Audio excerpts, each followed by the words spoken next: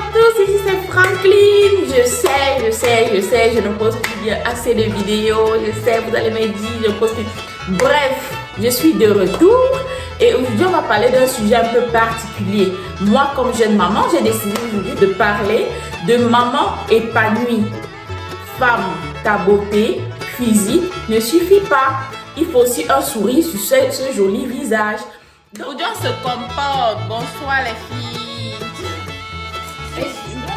Ok, alors je suis Chloé, j'ai 7 ans et je suis la sœur de Maman. de Franklin. Je suis sa fille.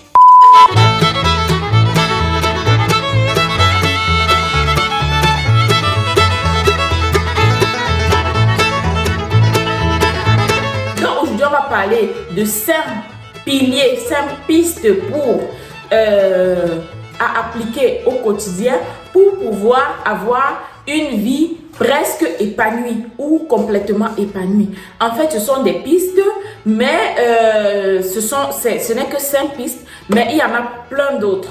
Donc, je voudrais ce matin partager avec vous mon expérience en tant que maman, ce que j'ai appris pendant mes longues années d'expérience. Jusqu'ici, j'en ai 7. C'est pas à négliger. Et bientôt, je vais faire, ça sera 8. Donc, parce que ma fille, ma plus grande, fera son 8e anniversaire. C'est pas à négliger. Je pense que je me suis améliorée chaque année un peu plus. Et aujourd'hui, je voudrais partager avec vous mon expérience. Je voudrais vous dire quels sont les petits piliers, les petites pistes à mettre en œuvre pour pouvoir avoir un sourire rayonnant malgré tout ce que nous connaissons qu'il y a derrière une famille, qu'il y a derrière des enfants, qu'il y a derrière un travail, qu'il y a derrière toute une vie sociale et professionnelle d'une femme ici en Europe. Mais pas seulement en Europe, mais aussi au Cameroun. Parce que je pense que petit à petit, le système européen est en train d'avoir des répercussions sur l'Afrique. Et les femmes de nos jours aussi en Afrique travaillent toute la journée. Elles sont dehors tout le temps. C'est juste qu'elles ont, selon moi, elles ont des facilités. Elles ont des petites facilités parce qu'elles ont la possibilité d'avoir des babysitters, des bonnes qui habitent même chez elles. Ici en Europe, nada. Il faut avoir un salaire conséquent pour pouvoir te permettre une babysitter, une bonne et consort. Donc, si tu es là, que tu es jeune maman, si tu es là, que tu es une maman déjà expérimentée, si tu es là et tu n'as pas encore été maman, tu veux savoir quels sont les petits points sur lesquels il faut mettre de l'accent si tu aimerais être épanouie en tant que maman, ça veut dire que tu es au bon endroit. Si tu n'es pas encore abonné, abonne-toi à ma chaîne, abonne-toi. Active la cloche de notification pour ne rater aucune de mes vidéos. Et c'est parti! Alors, bonjour à tous. Je voudrais aujourd'hui aborder un sujet assez sensible. Sensible parce que elles sont beaucoup les mamans qui ne réussissent pas à l'admettre. Parfois, nous ne sommes pas épanouis. Parfois, nous sommes fatigués. Parfois, nous sommes stressés. Et parfois, on se dit, on est frustré. Parfois, nous, les mamans, nous sommes très frustrés. On a l'impression de ne pas être à la hauteur. Donc, c'est normal. C'est normal. Aujourd'hui, je vais vous dévoiler 5 pistes. Être maman et prendre soin des enfants signifie souvent tout gérer de fond. Et ceci ne te laisse pas beaucoup le temps de prendre soin de toi ou bien de t'épanouir.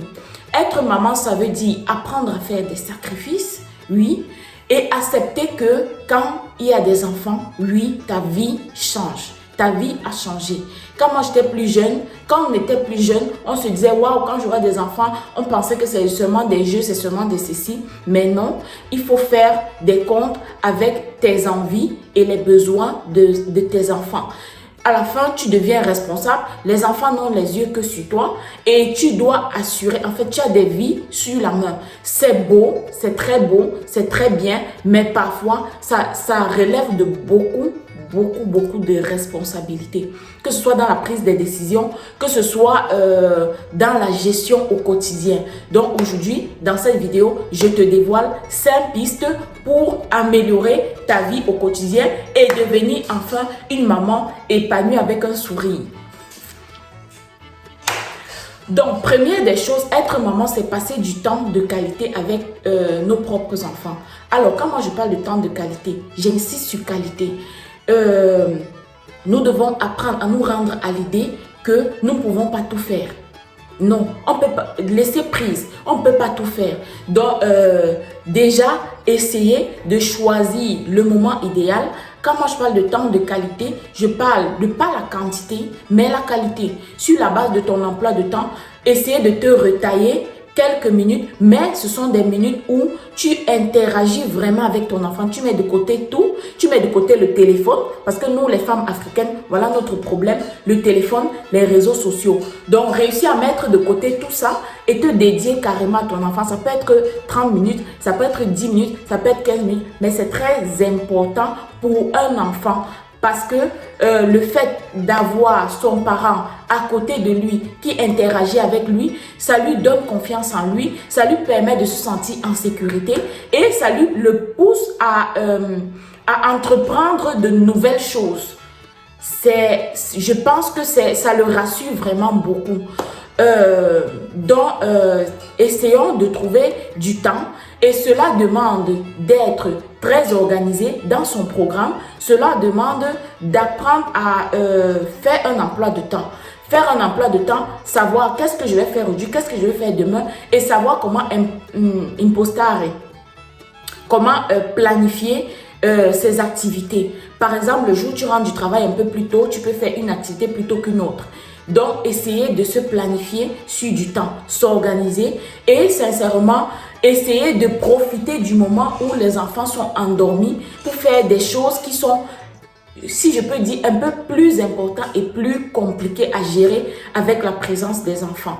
Donc, c'est important, si on veut être épanoui, d'apporter de l'épanouissement à nos enfants à travers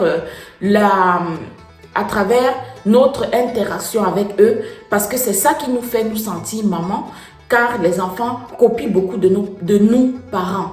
Malheureusement ou heureusement, nous sommes des modèles pour nos enfants. Ça, c'est clair. Bon, deuxième point, être maman, c'est savoir offrir des sourires à nos enfants. Oui, c'est souvent très difficile. Moi, je peux vous le dire. Parfois, c'est difficile.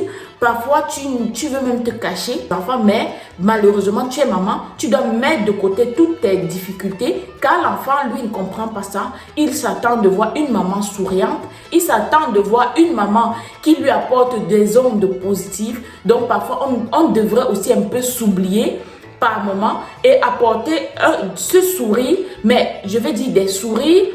Pas des souris fines qui n'ont, pas des souris, on dit ça comment en français, pas des souris masquées, donc du genre tu fais, non, des vrais souris, des fous rires même, je dirais. Parfois, moi ce que je fais très souvent, je peux le faire même 2-3 fois par semaine, je mets un peu de la musique comme ça et chacun on danse un peu, on se laisse aller. Ce sont des trucs qui permettent déjà à la maman de te sentir une maman épanouie, mais aussi de transmettre du bonheur et du sourire et de l'épanouissement à tes enfants. Troisièmement, apprendre à reconnaître que nous ne sommes pas parfaites. Moi, sincèrement, je pense que c'est une chose qui nous pousse à être un peu triste très souvent. Quand on n'arrive vraiment pas à apporter ce qu'on voudrait aux enfants. Quand on n'arrive pas, on se dit qu'on n'a pas réussi peut-être les objectifs qu'on s'est fixés, on n'a pas réussi à les transmettre, on n'a pas réussi à faire ce qu'on voulait. Parce que avant qu'on accouche, généralement, on se dit non, quand moi j'aurai mon enfant, je vais faire comme ça. Non, mais la jupe qui est comme ça, de ceci, mais malheureusement, l'homme propose, Dieu dispose, mais on commence à avoir des remords et tout le reste. Parfois même, on a passé une journée très difficile. Une fois à la maison, on n'est juste pas de bonne humeur. Au travail, c'était difficile. Parfois, on a eu des problèmes pendant qu'on était dehors. Parfois, une facture en plus et tout le reste. Et du coup, on n'est pas très de bonne humeur. Donc, une fois arrivé à la maison, l'enfant se comporte d'une certaine manière et on aboie sur l'enfant. On se fâche, on crie et on perd le contrôle. Ça arrive de perdre le contrôle.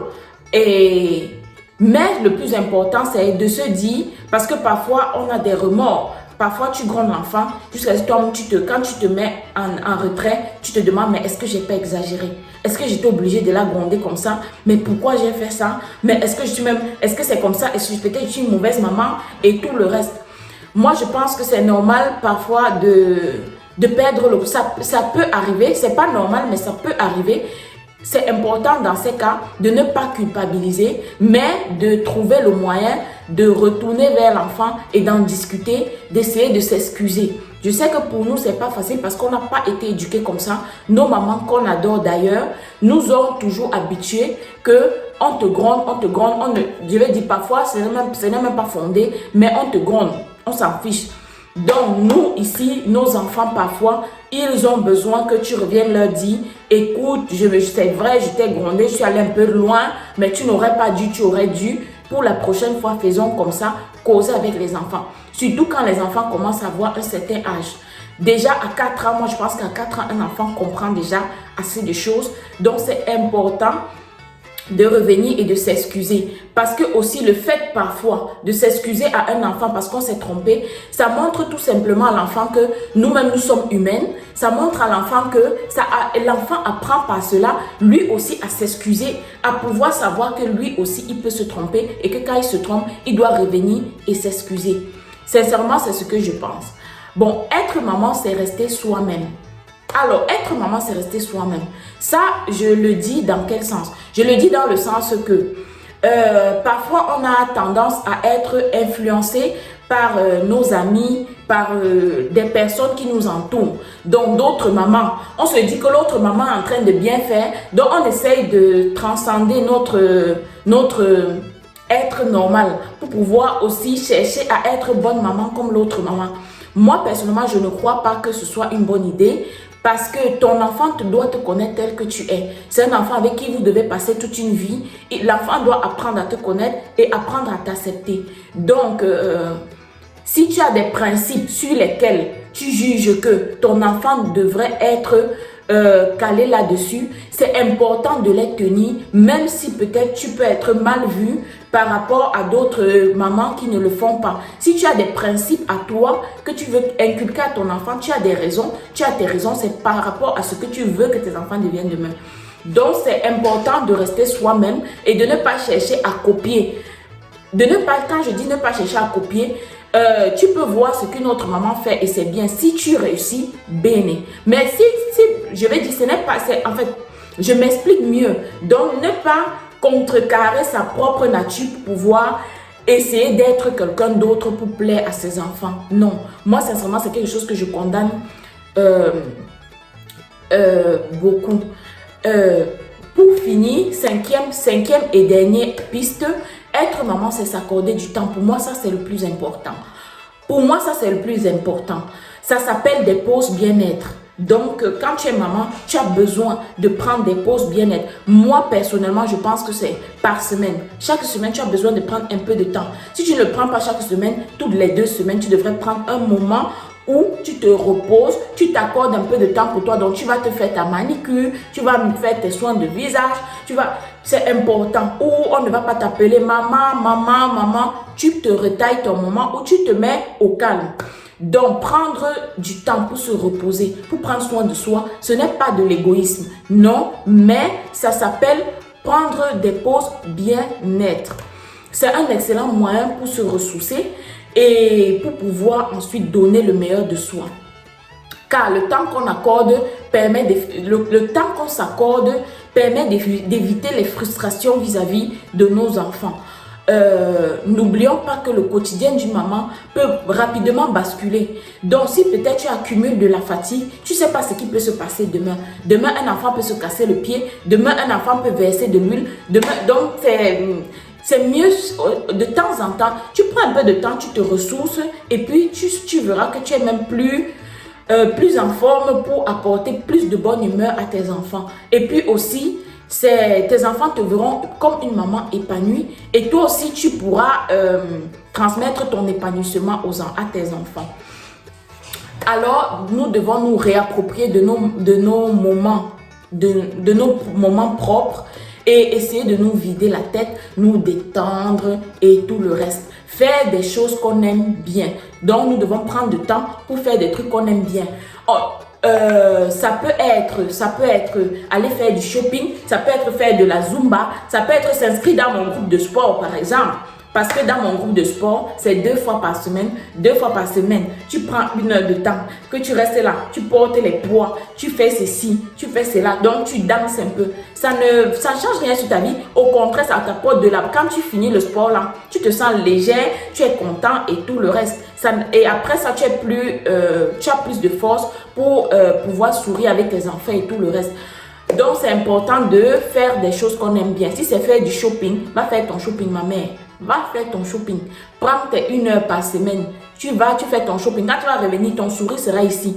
Les enfants même vont commencer à te dire que maman, tu ne vas pas faire le shopping. Parce que tellement ils ont remarqué que quand tu fais les choses qui te plaisent, quand tu fais une chose, les choses qui te plaisent vraiment, quand tu reviens, tu es tellement fier que c'est là où ils profitent pour te demander que maman, telle chose, l'anniversaire quand on devait partir là, est-ce qu'on peut partir? Parce que c'est qu'après ça, tu vas dire oui. Donc, c'est très important. Donc, pour finir, je peux dire être une bonne maman. On ne naît pas bonne maman, on ne naît pas maman. Être maman, ça s'apprend. On devrait donc s'accorder beaucoup de patience et surtout beaucoup s'informer. Et éviter beaucoup les sentiments de culpabilité qui peuvent parfois nous assaillir et entraver la bonne mise en place d'une parentalité positive et bienveillante au quotidien. Donc, mes chères sœurs, mes chères mamans, si vous partagez les mêmes idées que moi, dites-les moi en commentaire, mettez des likes, dites-moi si vous réussissez à gérer tout dans la maison, car je vais ajouter un dernier point qui est un petit bonus. Je pense que un point très essentiel pour l'épanouissement d'une maman, c'est d'inculquer à ses enfants la discipline et surtout la discipline et les routines. Inculquer à ses enfants au quotidien de la discipline et de la routine. Moi personnellement, ce sont des principes sur lesquels je suis intransigeante. Je peux parler j'en parlerai jusqu'à mon dernier souffle. Parce que du moment où l'enfant apprend à être discipliné et apprend à avoir une routine de journée, ça te réduit les bavardages, ça te permet de ne plus être tout le temps en train de vérifier s'il a fait, s'il n'a pas fait. Et ça te pousse à avoir un peu plus de temps pour faire autre chose et donc à te libérer et à être plus épanoui. Je suis contente d'avoir partagé cela avec vous. Si ma vidéo t'a plu, mets des likes, partage parce que qui ne partage pas c'est un sorcier. Partagez pour que toute maman qui soit ici dehors, qui ne sait pas comment gérer son quotidien, pour pouvoir enfin sourire, pour pouvoir enfin...